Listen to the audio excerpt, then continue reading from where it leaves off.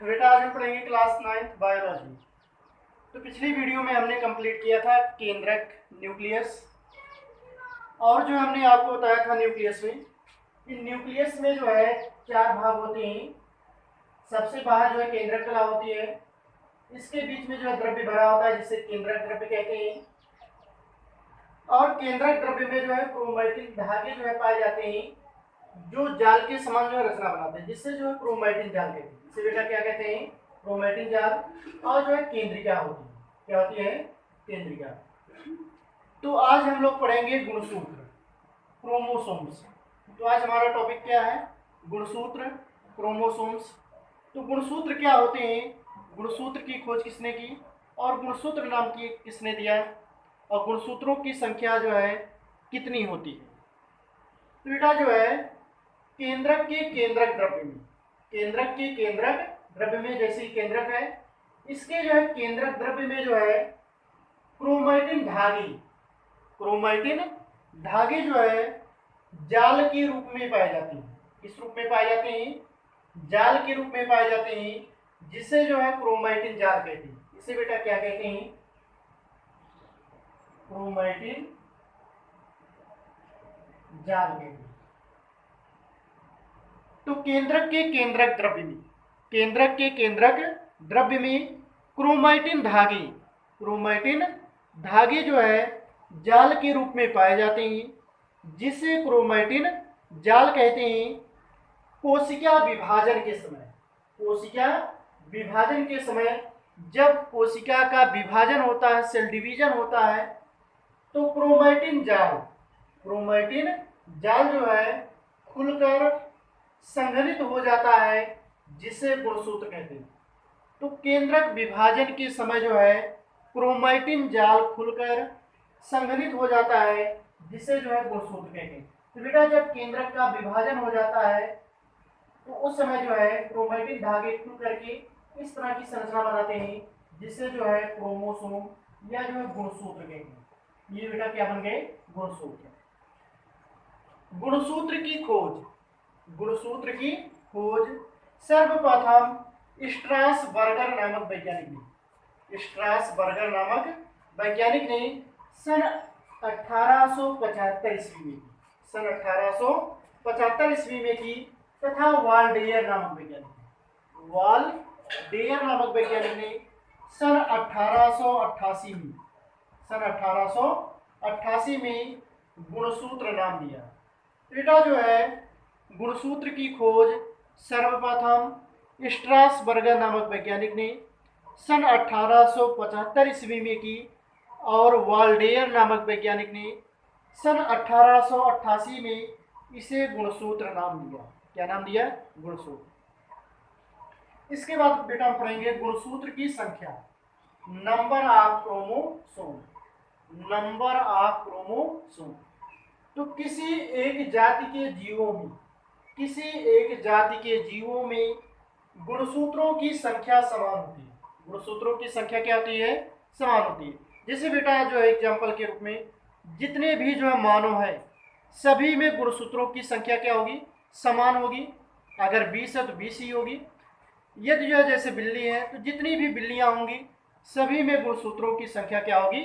समान होगी।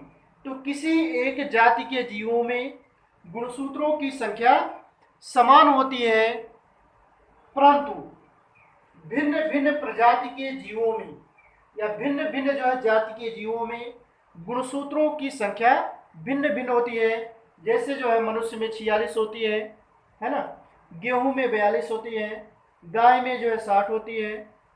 तो इस तरह से अलग अलग जो है जाति के जीवों में गुणसूत्रों की संख्या क्या होती है? भिन्न भिन्न होती है, अलग अलग होती है। तो नीचे कुछ जंतुओं एवं पादपों में गुणसूत्रों की संख्या दी गई है। तो यहाँ बेटा जो है गुणसूत्रों की संख्या दी गई है, किस जीव में गुणसूत्र की संख्या कितनी पाई जाती है। तो यहाँ पर पहला है पौधे।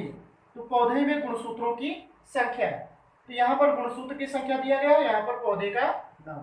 तो फूल गोभी, फूल गोभी, तो हम लोग जो गोभी खाते हैं उसमें गुणसूत्रों की संख्या जो है कितनी होती है? 18 होती है। कितनी होती है 18। मूली में जो है गुणसूत्रों की संख्या जो है 18 होती है। पपीता में गुणसूत्रों की संख्या कितनी होती है 18 होती है। मूंगफली, मूंगफली में गुणसूत्रों की संख्या 40 होती है। कपास, कपास में गुणसूत्रों की संख्या 52 होती है। प्याज, प्याज में गुणसूत्रों की संख्या 16 होती है। चावल, चावल में गुणसूत्रों की संख्या जो है 24 होती है। और गन्ना, गन्ने में गुणसूत्रों की संख्या 80 होती है। गन्ने में गुणसूत्रों की संख्या कितनी होती है 80। मटर, मटर में गुणसूत्रों की संख्या जो है 14 होती है। इसके बाद बेटा जो है कुछ जंतुओं में जो है गुणसूत्रों की संख्या दिया गया है, जैसे घरेलू मक्खी, घरेलू मक्खी, इसमें गुणसूत्रों की संख्या जो है 12 होती है। घरेलू मक्खी में गुणसूत्रों की संख्या कितनी होती है 12 होती है। मच्छर, मच्छर में गुणसूत्रों की संख्या 6 होती है। शहद की मक्खी अर्थात जो है मधुमक्खी में जो है गुणसूत्रों की संख्या 32 होती है। कबूतर, कबूतर में गुणसूत्रों की संख्या 80 होती है। बिल्ली, बिल्ली में गुणसूत्रों की संख्या 36 होती है। और कुत्ता, डॉग, डॉग में इसमें जो है गुणसूत्रों की संख्या 78 होती है। खरगोश, खरगोश में गुणसूत्रों की संख्या 44। गाय में गुणसूत्रों की संख्या 60 होती है। सुअर में जो है 40 होती है। मनुष्य में जो है 46 होती है। मनुष्य में बेटा कितनी होती है 46 होती है। इसको ना भूलिएगा, मनुष्य में गुणसूत्रों की संख्या कितनी होती है 46। तो यहाँ बेटा कुछ पौधों में गुणसूत्रों की संख्या छूट गई थी, जैसे गेहूं, गेहूं में गुणसूत्रों की संख्या कितनी होती है 42 होती है। मक्का, मक्का को जो है में गुणसूत्रों की संख्या 20 होती है। मक्का में गुणसूत्रों की संख्या कितनी होती है 20। और फरण, फरण में गुणसूत्रों की संख्या बेटा 1260 होती है। कितनी होती है 1260। तो सबसे ज्यादा जो है गुणसूत्र फर्ण में पाए जाते हैं। किसमें पाए जाते हैं फर्ण में। तो यहाँ जो है कुछ गुणसूत्रों, कुछ जीवों के नाम दिया गया है और उसमें गुणसूत्रों की संख्या दी गई है। तो यहाँ से क्वेश्चन पूछता है कि मनुष्य में गुणसूत्रों की संख्या कितनी होती है, तो आपका आंसर होगा 46। या पूछ लिया जो है कबूतर में जो है कितने गुणसूत्र पाए जाते हैं, तो 80 गुणसूत्र पाए जाते हैं। या पूछ लिया जो है मटर में गुणसूत्र कितने पाए जाते हैं, तो 14 गुणसूत्र पाए जाते हैं।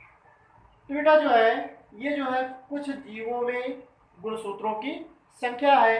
इसके बाद हम पढ़ेंगे आमाप, इसकी जो है साइज कितनी होती है, गुणसूत्र की साइज कितनी होती है। तो गुणसूत्रों की आमाप सूत्री विभाजन की, सूत्री विभाजन की मध्य अवस्था में ज्ञात किया जा सकता है। तो गुणसूत्रों की आमाप को जो है सूत्री विभाजन की मध्य अवस्था में ज्ञात किया जा सकता है। तो बेटा आपको जो है जब पढ़ाया जाएगा कोशिका विभाजन, सेल डिवीजन, तो वहाँ बताया जाएगा कि कोशिका विभाजन में जो है 4 प्रवस्थाएं होती हैं, पूर्वावस्था, मध्यावस्था, पश्चावस्था और अंत्यावस्था। तो मध्य अवस्था में गुणसूत्रों की जो है आमाप को ज्ञात किया जा सकता है। इसकी औसत लंबाई, गुणसूत्र की औसत लंबाई जो है 3 से 5 माइक्रोन, 3 से 5 माइक्रोन तथा व्यास 0.2 से 0.2 से जो है 3 माइक्रोन होता है। तो बेटा जो है गुणसूत्र की लंबाई कितनी होती है 3 से 5 माइक्रोन तथा व्यास कितना होता है, तो 0.2 से जो है 3 माइक्रोन। इसके बाद बेटा हम पढ़ेंगे गुणसूत्र की संरचना, गुणसूत्र की संरचना, स्ट्रक्चर ऑफ क्रोमोसोम।